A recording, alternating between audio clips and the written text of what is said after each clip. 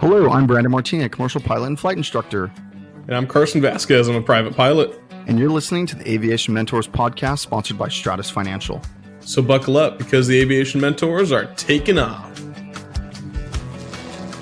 Welcome back, everybody, to another great episode of the Aviation Mentors podcast. As we count down with only 5 days until the start of AirVenture in Oshkosh, we're in a flurry of packing and arranging all of our materials for AirVenture. And our Stratus booth that we're all going to be at, which we'll mention at the end of this podcast, of course, again. We're hoping you guys will come out and meet us in person. Today, we want to discuss some of the things we're packing and what you should bring too. I know that a few days ago, we talked about how to get in, especially with the arrivals and what the Oshkosh NOTAM's about, things like that. But we really thought it was valuable for anybody who's going to kind of know some things that they should actually bring with them, whether it be in their airplane or at their campsite or at their campsite by the airplane, or if they think they can just fly in for the day and get a hotel. We're going to tell you how that's not possible unless you pay an arm and a leg and get very lucky. So all those things. So we're going to discuss some of that today. So I'm really excited to tell you about the several years of experience that I've learned, and we've put in a culmination into Carson's planning of this entire trip. Luckily, I didn't have to do much of it this year. It's been fantastic. I'm just checking in every once in a while. Yeah, it's been fantastic, right? I absolutely agree. It was super easy to plan, and not a lot of effort had to go into it. That was a lot of packing, a lot of planning, a lot of arranging, because everything needs to be there on time on a certain day when everyone gets there. So it was pretty hectic. And there's a couple different ways to go camping at Oshkosh.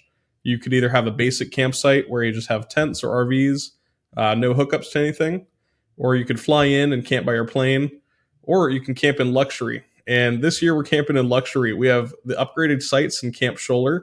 So we'll have water and electric connections for the RVs.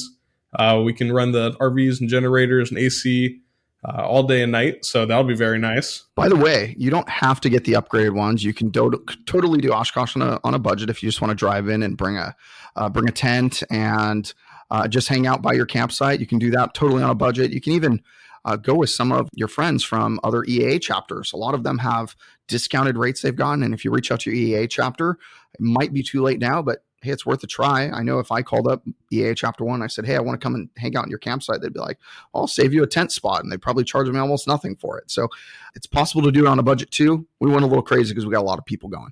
We have a lot of people, but we did go pretty crazy. It was super fun planning it, though. Just there's so much that goes into it. And we wanted to make sure you guys heard it all. So we're bringing 4 RVs. That was a pretty huge part of it for all the members of the Stratus team that are going to be there.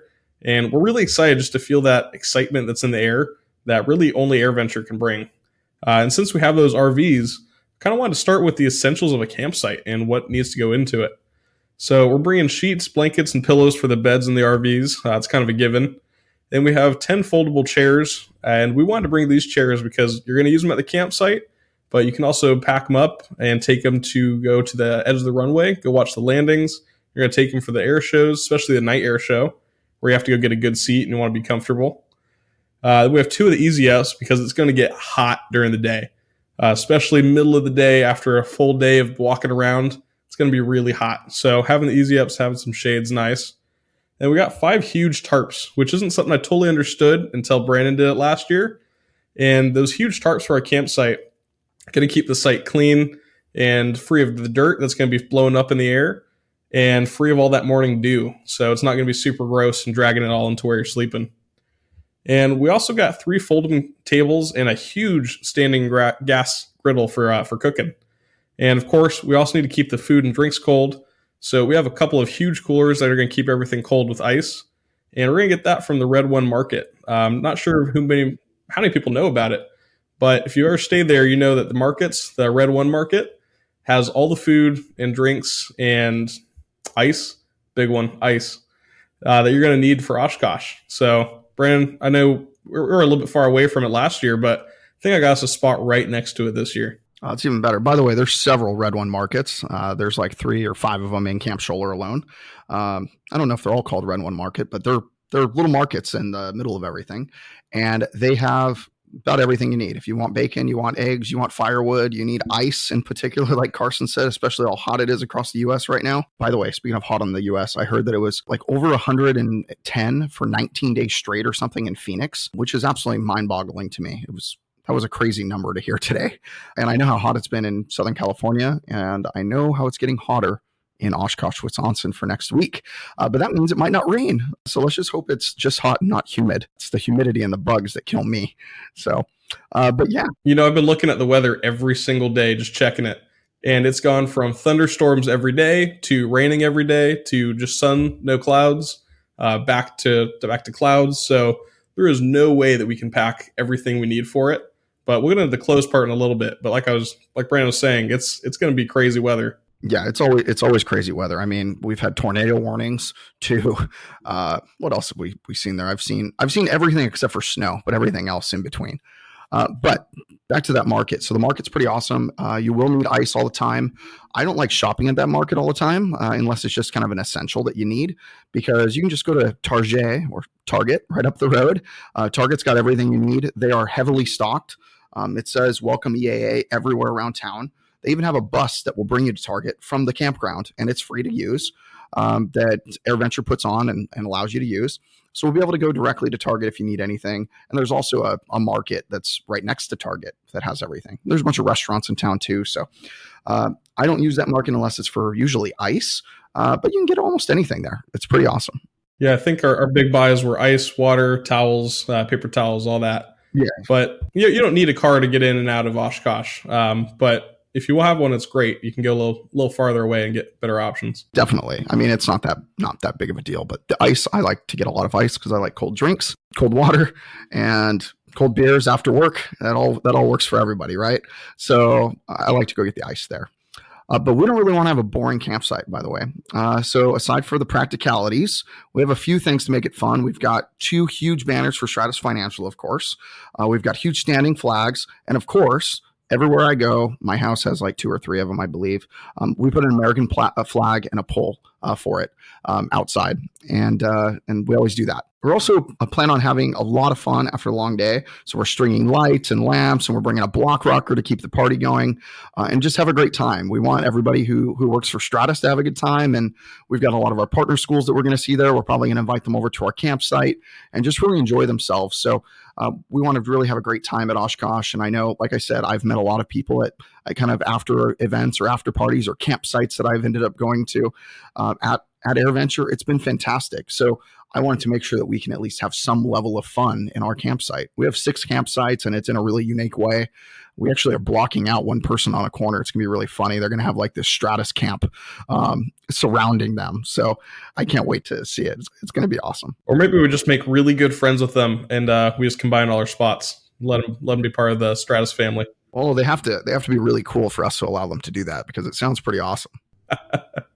Well, aside from all the fun and awesomeness of it, there's a lot that everyone needs to pack. And like we were talking about, it's called Sloshkosh for a reason. It's almost guaranteed to pour at least one day, or at least for a few hours on one day. I got lucky last year, but I have a hunch we're not going to be as lucky this year. So it's also going to get ridiculously hot. So you want to bring jackets for the rain, shorts, and very comfortable walking shoes, and a good hat for the heat. You're going to be doing a lot of walking. We like to ride bikes. So I just got us a couple bikes today, so we can go to and from campsite. A couple, huh? Okay, I bought 9 bikes today. That was the first time I ever bought 9 bikes. You're welcome. Thanks, Brandon. Yeah, I never thought I'd have to buy 9 bikes at one time before. Someone's probably going to be confused when they see that purchase order go through. But there's a lot that goes into it. I know this is going to be me when I see them. By the way, if you don't bring a bike with you or have bikes at AirVenture and you're in Camp Scholler and you're really far, you're walking very far just to get to the show grounds, sometimes in the campsite. So those bikes make like the world of difference. But I'll tell you this, even at 11 o'clock at night after the night air show's over, riding those bikes back sucks. Sometimes you're pushing them anyways, especially because you've got all your chairs and stuff in a basket or something behind there. But those bikes are needed. So if you can, bring bikes with you. They're really necessary, especially if you have kids. They're really going to want to play with them. Yeah, it makes it so much easier, though, walking back from the night air show versus riding back from the night air show. So much nicer. And speaking of bikes, I also got 2 of the bike wagon attachments. So it has a little trailer behind the bike, so we can put all of our chairs and stuff in the back and not have to worry about dragging it or trying to carry it on our shoulders when we're riding the bikes. So that's going to be nice, too. But there's also a couple other things that you need to buy as well. I'm just going to rattle them off straight from our packing list. We got shampoo, conditioner, body wash, razor, deodorant, and all the kind of basic toiletries. Then you're also going to need a shower caddy, towels, and shower shoes because, at least in Camp Scholler, we just have communal showers. Brandon, can you explain what the showers are? I know the Strass team, for a couple of them, it's their first Oshkosh, and they said, what the heck is a communal shower? What does that look like? Are we talking about like a dorm shower? Are there curtains at least? So, Brandon, give them the rundown on it. Yeah, for sure. It's not like a big communal shower, like a jail, like you would see in a movie, right? That's not what they are. They actually have several different types of showers around Camp Scholler and around and inside the EAA grounds as well. And it really kind of depends, to be honest. They've got these really nice showers that are like these giant air-conditioned yellow, like movable buildings. And those are the ideal showers. So Carson, I hope you got us near those because those are the you want to go to. You still want to use your shower shoes in those, of course, because, I mean, they don't clean them out except for once a night, right? So you're probably going to want to have some shoes on. A lot of people are dirty and they're sweating, especially in 100-degree weather. You want to protect your feet. And then outside of that, the communal showers that Carson's talking about are like these ones that they've built over the years. And yes, they've got curtains, but it's more like a men's and a women's locker room when you get in there. I mean, I'm assuming it's the same in the women's, but some of the men are just changing inside the middle of the aisleways, and then they have just private showers. So you go inside the shower and they're private. Oh, another thing, Carson, I forgot that we need to bring clips. That way we can keep the shower heads up. By the way, you should bring clips to keep the shower heads up because the shower heads just stay attached to the top. And then you have to hold the shower head and use water, turn on and off the water, and use your soap with one hand, a shower head with the other. It's really difficult, actually. So I highly, highly, highly suggest to bring some type of clip that will set that shower head up and just so you can turn on the water and it just stays there like it is at your house. Shower head is a really generous term. It's more like a nozzle on a garden hose. It's just kind of spraying at you. Yeah, there's a little trigger and everything. You're right. It is like a nozzle on a garden hose. Yeah, that's exactly what it's like. I mean, but with not as strong as like a garden hose flow of water, unfortunately. It's not that good. No, and if you get there, you probably after like 9 or 8:30 to 9:30. If you get somewhere after that and go take a shower, the hot water is probably going to be gone from everyone else. Long story short, just don't wake up late at Oshkosh. There's so much to do anyway. You don't want to miss any of it. But if you do, I don't know how you're going to sleep in because those planes get up and going. The helicopter rides get up and going. I think 7 o'clock. Everyone starts taking off. Yeah, you can't sleep in there. It's impossible. It's a morning person's dream, though. Yeah, it totally is. I mean, now granted, if you're a night person, I don't know if you have anything in here about the night part, but there's a lot of fun you can have at night too. Yeah, it's not like crazy parties either. It's just really calm. All the pilots are just having a good time and swapping stories, and it's awesome. You have to go and experience it. There's one place people can go. So if you want to get a little bit more rowdy and you like having a really good time, there are bars that pop up just for AirVenture. It's called the SOS, and they have this big giant like light up ball that you could see from anywhere on the grounds. And if you go there, they have live music every night. So I don't like going there for the crazy party and rowdiness, but they have live music, which is kind of fun to listen to. And then there's some other places that are a little bit more low key that are kind of a little bit more my speed, to be honest. And they're surrounding it, and they've got live music and bar and normally restaurant food and stuff, but they're like built just for AirVenture. So make sure you go find those too. They're really a good time. Yeah, there's really just a vibe for everyone. No matter what you're looking for, you'll find it. It's really cool. SOS was way too loud for me and way too crowded. I didn't like squeezing past people just to get to the restroom.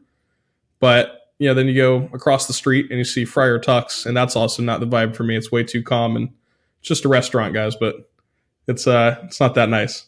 Yeah. So also, Carson had mentioned a few more things on those shower stuff, right? So besides the shower stuff, you should also bring flashlights. You should bring headlamps or even little lamps. Carson, did you grab the lamps, actually? We need like the lamps that we put on the tables, but I guess maybe we don't need those because we've got the string lights, right? We have a lot of string lights, and I got these little walk path lamps, like ones that you would see in someone's garden. Oh, those would be good. Some little solar ones. Those are pretty cool. How many of those do you get? I think I got 8, so 2 per trailer. Oh, okay. My idea was that they would kind of line up with with where you left and walked out of the trailer for the door. Oh, that'd be nice. All right, cool. So yeah, I mean, between Carson's one time and my several times, I think we might have this all covered. But besides that, so you bring flashlights, extra batteries, like Clorox wipes because you want to clean off things, right? Hand sanitizer because I'm a crazy hand sanitizer person. By the way, I was crazy about hand sanitizer before COVID. I've had hand sanitizer like in my car for, I don't know, years and years and years. I use it way too much. And then COVID. You've still got COVID so many times. Yeah, I know. I still got COVID like 5 times or something. It was ridiculous.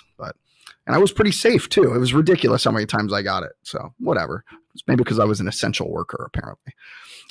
Enough about the bad times in life. We don't like to talk about 2020 ever again. Also, bring poncho, like we talked about earlier. Bug spray is a absolute must. Bring like copious amounts of bug spray with like the most chemicals in it that bugs don't like. You definitely need that. I bought 6 cans. There's 2 3-packs that I saw at Costco. So I grabbed those, and I know it's going to be maybe 2 or 3 days of bug spray. You really shopped at Costco, Carson. You know how I feel about that store. Yeah, I know. Brandon does not like Costco. He's a Sam's Club guy. I do. I hate Costco. I love Sam's Club, and I don't really like Walmart at all, and I do like Target. So I know Sam's Club, Walmart, same company, but I don't know, Sam's Club much better than Costco to me. I know there's lots of people who are going to disagree with me on this, but there's some that aren't. No, you have a certain taste for where you shop, and that's okay. But aside from the bug spray that I got at Costco, you guys should also bring a first aid kit because you're going to be walking a long time, and it also gets pretty dark. So you might trip, you might fall, you might get blisters. Any of that could happen. So definitely bring a first aid kit. And you're also going to want some sunglasses. You're walking around, the sun's going to beat down on you all day long. And also fly traps, go on the same line as the bug spray. And the biggest thing for me, no pun intended, is the loads of snacks that you have to pack for Oshkosh. Especially if you have children that you're bringing with you, especially preteen and teenage children like I'm doing. I'm bringing 3 of them with me. I'm absolutely crazy. I can't believe I'm doing that. Yeah, they're going to eat absolutely everything. Speaking of snacks, you're going to be pretty low on food options at Oshkosh. And they aren't necessarily the most amazing options in the world. They're terrible. So your best, I don't want to talk down. I mean, they're trying to feed about 1 million people, right? I don't care. They're terrible, and they're expensive, and they're terrible. Yeah, I think the best thing I had last year, it was like one of the second day we were there. Didn't have a lot of cooking yet, so we went and got Subway, which is the only decent option. It's the only decent option. Apparently, there's a few places that have like barbecue food that I've still never tried that supposedly have okay options, but I haven't found them yet. And supposedly the breakfast burritos are good too, but I'm not really a breakfast fan. So if you like breakfast burritos, apparently they might have some in South 40 near Vintage, but I still haven't found good food. Best food I found is Subway. And you can imagine how good Subway is. Yeah, I was so hungry. I put every single vegetable on that sandwich just to get a little more substance. So that's where you're at. So your best bet is to cook your breakfast and dinner and pack your own food and drinks for lunch. I know Brandon's been there a lot more times than I have. So what do you usually do, Brandon? I normally starve myself all day because I hate all the food there, to be honest. Or I will bring like snacks. So I'm really into like meat and cheese and stuff. I'll just go to my campsite and just go eat food. Or I'll just leave the grounds for an hour. I'll hop in an Uber or a taxi. Well, I don't know if I've ever been a taxi, but an Uber or Lyft. Or I'll hop in one of the buses that take you into town, but those typically have a long line. So I don't really like doing any of that type of stuff. I'd rather just not eat there and just not eat at all. And I'll just eat at the end of the day. That's how I feel about it. But if you're somebody who needs to eat every day, like 3 times a day, then plan on either packing food and bringing it in or leaving or eating just terrible, terrible junk food and terrible food that they make there. I mean, it just is what it is. So that's what I would do. And Carson put in our show notes, talk about your favorite food that you've had at Oshkosh. My favorite food I've ever eaten in Oshkosh was Subway. And that says a lot. And I love different types of food. I knew you'd get really passionate about it. Yeah, there was actually a place in town. It closed, I think, during COVID, unfortunately. That was the only sushi restaurant I would go to that was away from the ocean. Because I have a rule. I've got to be within an hour of the ocean unless it's Las Vegas. And for sushi, right? Because Vegas, they get it shipped every single day over and over again. So I'll have it in Vegas or an hour close to the ocean. And no, this place, somehow I got talked into going and it was phenomenal. It was great. and it got closed during COVID. So I felt very bad for the sushi bar, but it was good. So that was my favorite meal, and now it's gone. And now I just have Friar Tuck's. If I want a half decent, okay, not very good meal, but I actually like Friar Tuck's atmosphere. It's kind of relaxing, and you get to hang out, and they've got old school booths. It feels like you're in 1970s or 80s, like bar diner. I don't know how to explain it. You should go there. It's by North 40, and it's across the street from Target. Yeah, it's just a short walk and go through the little gate fence. But yeah, I just really can't believe we're going all out for Oshkosh this year. I'm just so excited to go. And since it's coming out on Wednesday, this episode I'll actually be on a plane to Oshkosh in about 12 hours from the time you guys hear this. So I can't wait to meet all you there and get to spend time surrounded by what we love most of all the planes. There's going to be more planes than anybody could ever imagine at that show, especially because now COVID is really over. I mean, last year it was over, right? But now it's really over. I mean, I bet you we see hardly any people in mass. Last year, I think I only saw 10 or 20 people. I bet this year I won't even see that many. It's in full effect. People aren't afraid to go travel anymore. The airports and airlines are getting overwhelmed everywhere right now. I mean, I've traveled a lot and I always keep getting delayed. So just be prepared to take your time. It's going to be a lot of people, a lot of airplanes, a lot of things happening at AirVenture. And also remember, during all the stress and the heat and all of that, drink some water and remember to have fun, because that's what you're there for. You're there to have a great time, and you will. You're going to have the most fantastic time you've ever had. I'm looking forward to it. I've never actually been there for the entire week before. I only have been there like 5 days, I think, at the most. And this year I'm going to be there more than that. So I'm really excited to be there. I can't wait to meet all of you as well. If you want to reach out to any of us, you can reach us via our emails, brandon@aviationmentors.com or carson@aviationmentors.com, and make sure to stop by and visit us. We will be in Camp Shoal. You can look for the big giant Stratus Financial, big flags all over the place. And of course, our American flag. You'll see that front and center, or maybe on the side, because we'll put it on the corner. You'll see that over there as well. And then we're also indoors in the booth number 1053 and 1054 in the aircraft spruce hangar, which I believe is building B. So I can't wait to see you guys all there. I hope you're having a great one, and we'll see you soon. And as a wrap up for the day, remember, we're here to guide you in your aviation journey. So fly safe and enjoy the ride. So long.